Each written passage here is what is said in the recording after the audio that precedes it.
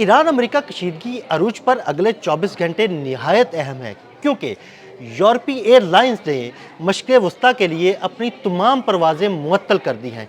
क्या अगले 24 घंटे के अंदर अमेरिका ईरान पर हमला करने जा रहा है? आमिर रज़ा से बात करते हैं। आमिर भाई, बड़ी डेवलपमेंट हुई है। तमाम यूरोपीय ममालिक जो हैं उनकी एयरलाइंस ने मशक़ वस्ता के लिए अपनी परवाज़ें बंद कर दी हैं। क्या होने जा रहा है? देखिए, सबसे पहली बात तो यह है कि अमेरिका नहीं, इजराइल हमला करने जा रहा है और इजराइल जो है इस वक्त बहाने की तलाश में है। इंटरनेशनल मीडिया में यूरोप ने इस तरह से कहीं हलचल मचा दी और जंग जो है वो ऐसे लग रहा है जैसे अगले चंद घंटों में शुरू होने वाली है, क्योंकि जो मिडल ईस्ट की तरफ जाने वाली तमाम एयरलाइंस हैं, यूरोपियन एयरलाइंस, उन्होंने अपनी परवाज़ें बंद कर दी हैं। चाहे वो लुफ्तांज़ा है, चाहे वो एयर कनाडा है, चाहे वो KLM है जो नीदरलैंड की है। ये तमाम एयरलाइंस जो हैं इन्होंने अपनी अपनी परवाज़ें मिडल ईस्ट के लिए बंद कर दी हैं और कहा है कि ये अगले 24 घंटे के लिए बंद रहेंगी। और उसकी वजह भी बताई है। उसकी वजह ये बताई है कि मुमकिना तौर पर इजराइल हमला कर सकता है ईरान के ऊपर। लेकिन इससे बड़ी बात यह है कि जो अब्राहम लिंकन निकाला गया था वो अगले 24 घंटों में पहुंच रहा है, यानी कल वो खलीज फ़ारस में पहुंच जाएगा। मैंने कल बताई थी खबर आपको कि खलीज अमान में पहुंच चुका है और वहां से वो अपना सफ़र का आगाज़ कर चुका है। तो इसका मतलब ये है कि अगर ये पहुंच जाता है खलीज फ़ारस में तो ईरान पर हमला हो सकता है और इसके जवाब में ईरान किस पर हमला कर सकता है? इजराइल पर। और ये सारा के सारा इलाका जो है मिडल ईस्ट से होकर गुजरेगा, यानी इराक, उर्दन, शाम, सऊदी अरब, ये कुवैत, ये तमाम ममालिक जो हैं उसकी जद में आ सकते हैं। इजराइल तो इनके दरमियान में जाकर फ़लस्तीन में कहीं बैठा हुआ है।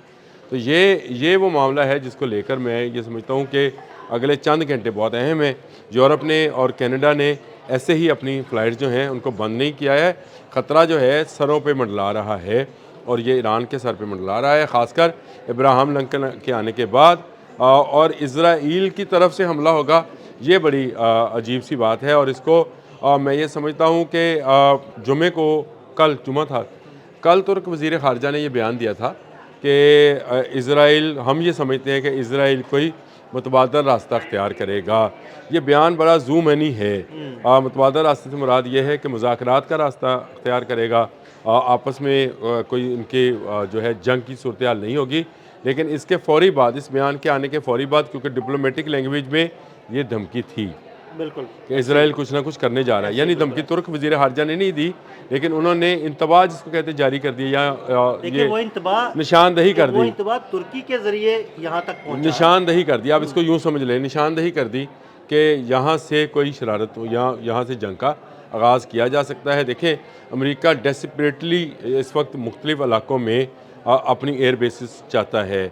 मैंने आपको कल खबर दी थी कि F-15 ईगल का पूरा स्क्वाड्रन जो है 40 जहाज़ों का उसने उर्दू में उतारा हुआ है। बिल्कुल ऐसे ही। और उसी तरह उसने अपना जो सबसे बड़ा बहरी बेड़ा है जहाज़ बरदार, यानी फ़ाइटर प्लेन बरदार, वो उसने खलीज फ़ारस के लिए भेज दिया है।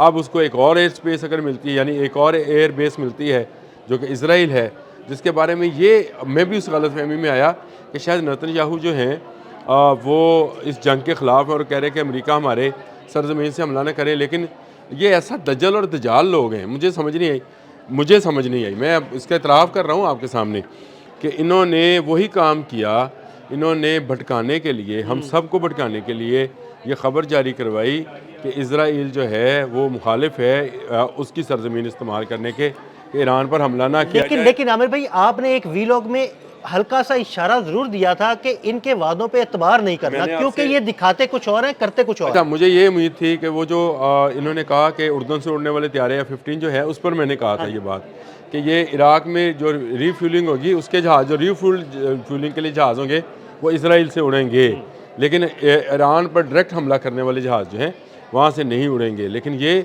बात तय है कि अगर ईरान पर हमला होगा तो ईरान इसका जवाब जो है वो इजराइल में या अब्राहम लिंकन को जो है तबाह करने पर दे सकता है।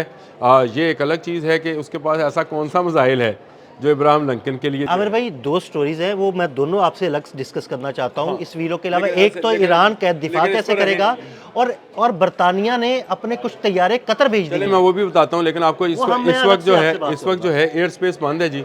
और मुझे लग ही रहा है कि आइंदा चंद घंटों में शायद खलीजी ममालिक के एयरलाइंस भी जो हैं वो फ़्लाइट ना बढ़ें, क्योंकि ये एकदम से यूरोपियन और कैनेडियन एयरलाइंस का अपनी परवाज़ें बंद करना जो है, इस बात का सबूत है कि अगले 24 घंटे के अंदर, यानी 24 घंटे से पहले पहले चंद घंटों में आपको खबर आ जाएगी कि इस वक्त जो है वो इब्राहिम लिंकन जो है, जो उसका सबसे बड़ा त्यारा बरदार जहाज़ है, वो खलीज फारस में पहुंचा या नहीं पहुंचा, और वहाँ से वो अपनी परवाज़ों का आगाज़ कर रहा है।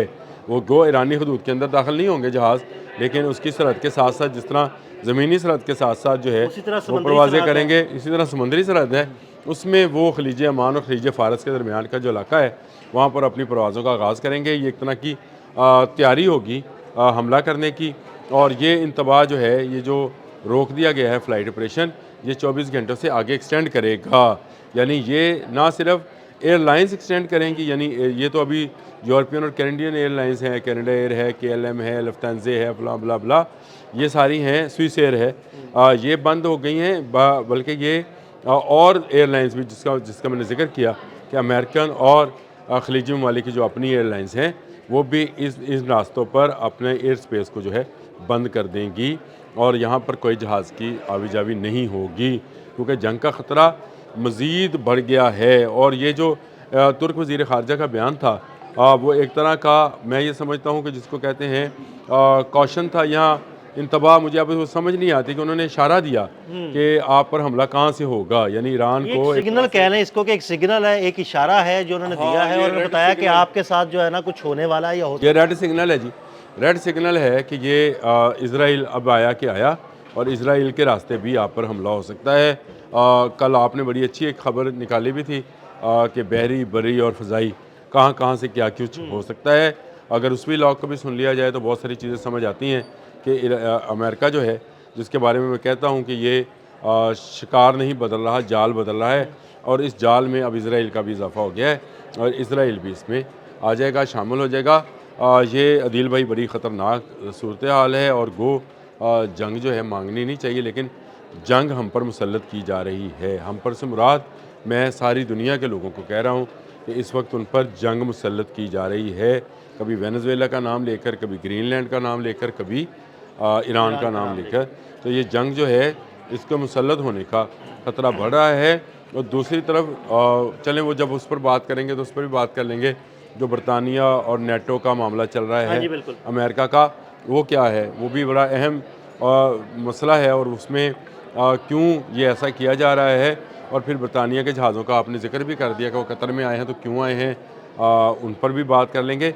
लेकिन इस वक्त ईरान के लोगों पर मैं ये समझता हूँ सख्त वक्त है, और उनके आने वाले चंद घंटों में उन पर जंग मुसल्लत कर दी जाएगी। बहुत शुक्रिया आमिर रज़ा जी। बिल्कुल, आमिर रज़ा ने बड़ी तफसील के साथ इस सारे मामले पर रोशनी डाली, लेकिन अगले वीलॉग में मैं आपको आमिर रज़ा के साथ ही बातचीत करके ये ज़रूर बताऊंगा कि बरतानिया के 4 टाइफोन लड़ाका तैयारे कतर में उतरे हैं, वो क्यों उतरे हैं और उनका मकसद क्या है। अदील अहमद और आमिर रज़ा को इजाज़त दीजिएगा। अल्लाह हाफ़िज़।